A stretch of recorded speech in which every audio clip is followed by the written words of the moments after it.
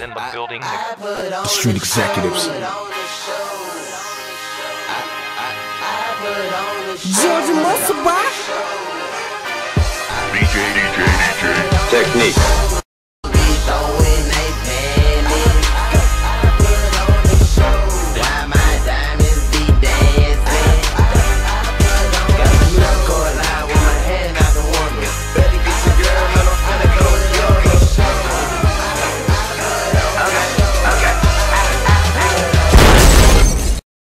Of course, it's your host, Young Brink. You're tuning in to the #1 music and entertainment. And of course, there's trophies behind me, so that means we're award-winning talk show in the Mid-South. I'm talking about BrinkTV. Now, do not adjust your TV set. I'm talking about, we got a familiar face to the BrinkTV show. I'm talking about one of my inspirations because he coming out of South Memphis, been putting it down on the rap scene for a long time. I'm talking about my homie Eddie Kane, a.k.a. Pistol Pete. And of course, we got Trill. How y'all doing? We doing good. We done good. Believe that. So, first and foremost, man, thank y'all for coming on the show. It means a lot. Definitely means a lot. So, I mean, first thing we gotta address is this name change, man. Because, like I say, when I was coming up, I'm in high school. I knew you as Pistol Pete, man. Like, what happened with the name change, man? I changed the name because, you know, for like,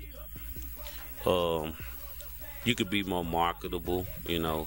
I didn't want it to be like my name to be like representing like violence and the pistol, you know. And I can really market my name better.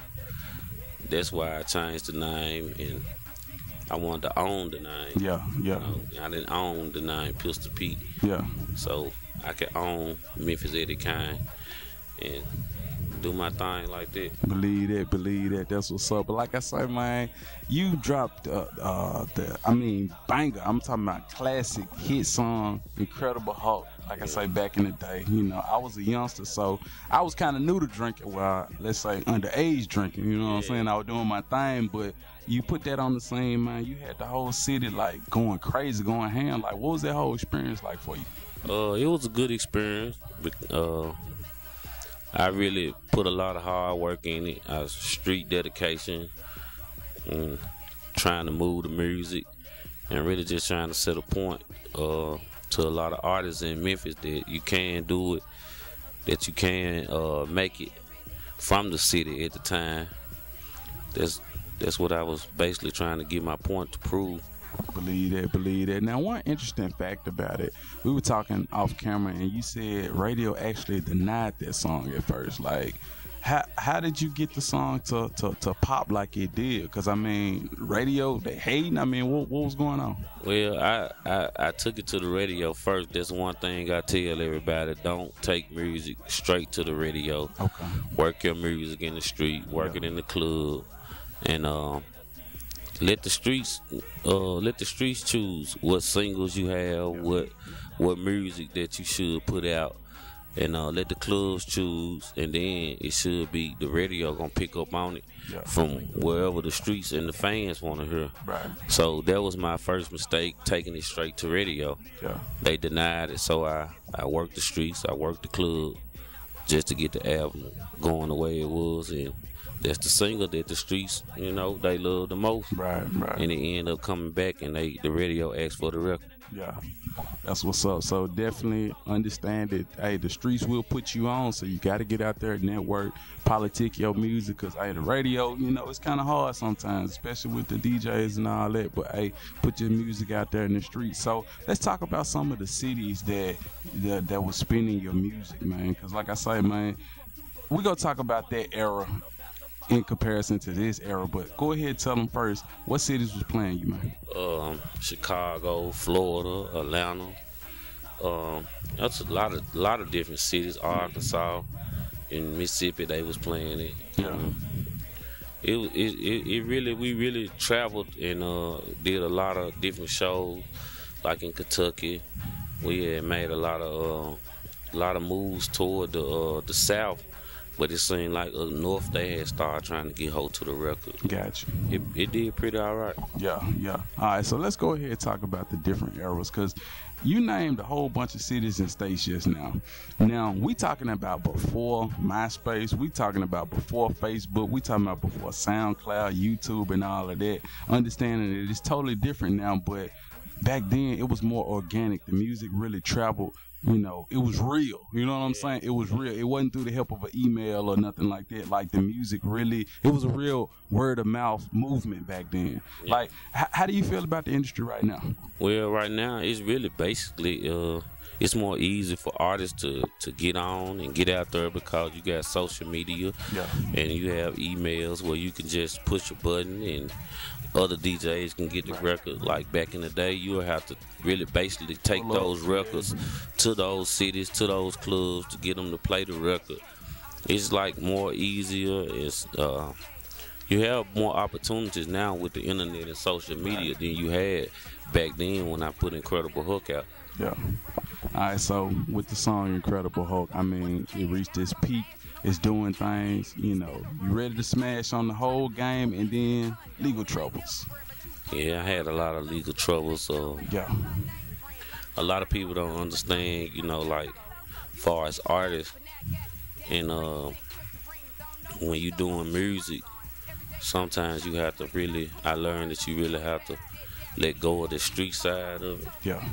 But sometimes that pays the bills, so it's kind of hard to let go of the street side, you know, if that's your finances, if you don't have a job or whatever. Right. But legal troubles came in. I had to go do time, sit down, of course, you know, do different things like that. Right.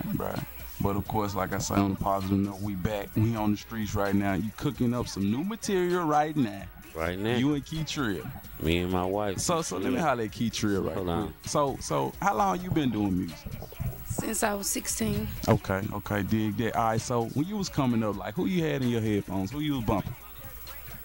Different artists. I was listening to Sierra, Trina, Yo Gotti, Project Pack. Yeah. Dig that. Okay, so what could the people expect from this project that you guys are cooking up right now? Different type of music, struggle music, party music, just a mixture of music. Yeah, that's what's up. All right, so Eddie, can you tell the people, like, y'all working on any features or anything? You know, what's popping? Mike. Right now, we don't have really no features on the album. Okay. But we spoke with Lil Chat today, and probably get her on the album. Yeah. I know my little brother, he probably gonna get on the album, and my partner Rodney, you know, that's my guy. Yeah. Hit him up, y'all might know him. He gonna be on the album for sure. Okay. And we just gonna go from there. So let's talk about that connection with you and Hit 'em Up. Like, how did that whole collab come about? Because you guys pretty tight. How did that come about? Well, him and my little brother, they best friends, and me and Hit 'em Up, we did music. Man, we was young.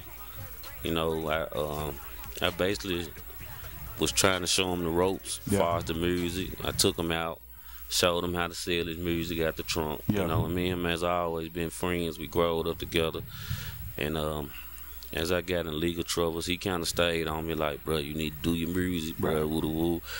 And this time I was incarcerated. He reached out to me. He said, man, when you come home this time, man, we gonna go strong with the music. Yeah. Man, I'm gonna try to do what I can, man, to push you, man, you know. He said, man, everything all right, just come on out of there. So I came home. We instantly started working. Everything been good from there. So basically, you know, in the beginning, you had his back. You was showing him the ropes, and then, you know, you fell on hard times. He had your back. Now he, you know what I mean? He's reaching back. That's a good thing. That's how it's supposed to go. Believe that.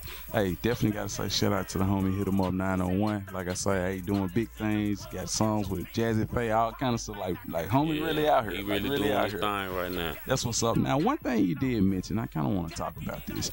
You was talking about, you taught him how to sell out of the trunk, the music. Now, to me, that's a lost art. Like, I don't really see people booming out the trunk as much no more. So I mean, like, what do you have to say about that? Because I mean, these days everybody be like, yeah, man, buy me on iTunes. You know, it's like I say, it's more easier. You know, back then it was real hard work. You had to pull up. Right. You had to talk to your fans. Yeah. I think it was kind of like more better because people get to actually see your hustle, exactly, your grind, you know, things like that. But like I say, with the internet, you just. This my website, go straight to it. People really don't know who you are, don't get a chance to see you, you know. But when you sitting at the trunk, you face to face with people. People seeing your hustle, seeing your struggle, and they seeing your grind. Right. Believe that. Well, let's go ahead and get into the social media. Go ahead and tell them all your social media and all that. My social media is on Instagram, Memphis Eddie Kine, Twitter, Memphis Eddie Kine, YouTube is Memphis Eddie Kine. And my real name is on Facebook, Anthony Jordan. You can go check it out. But go check us out. Key Trill, what's your? Mine's is Key Trill on all the sites: SoundCloud, YouTube, Instagram, and just Key Trill. Believe that. Now, I got one last question for you, big homie. You know what I'm saying? Let's say it's an aspiring artist out there watching right now, and they think about giving up. What advice would you have for them? Man, don't never give up on your dream. Never give up, because you know your time might come at any time. You know, it's never too late. It's never too late for our music. Like, this is my wife right here, and you know, it's an age difference between us, but she see how I'm still going, and it motivates her as being a young artist, you know, as well. You know, she like, this man ain't stopping, you know. So I encourage our artists, you know, no matter your age or whatever, if music is your passion, and if you make good music, then it's gonna sell. Believe that, and you're definitely getting better with time, big homie. With that being said, thanks again for coming on the show. Thank you. Now back to more Brink TV. What's happening, everybody? I'm Young Brink, host of the #1 music and entertainment talk show in Memphis and the Mid-South, BrinkTV. And of course, these are my awards. But let me cut to the chase. I got a question for you guys. When was the last time that you were on television to promote your business or your music? You can't answer that, can you? Well, check this out. The Brink TV show, we interview artists, entrepreneurs, basically all forms of entertainment. So if you rap, sing, model, or you're a comedian, hey, we invite you to the Brink TV couch. Now, we also play music videos, so if your video ain't too ratchet and you got a clean song, we can play it for you. Business owners, we play TV commercials as well, so contact us. And be sure to check us out each and every Tuesday night, Comcast Channel 31 at 9:30 p.m. If you don't have Comcast, you're in luck. Just go to BrinkTVShow.com and check out the live stream.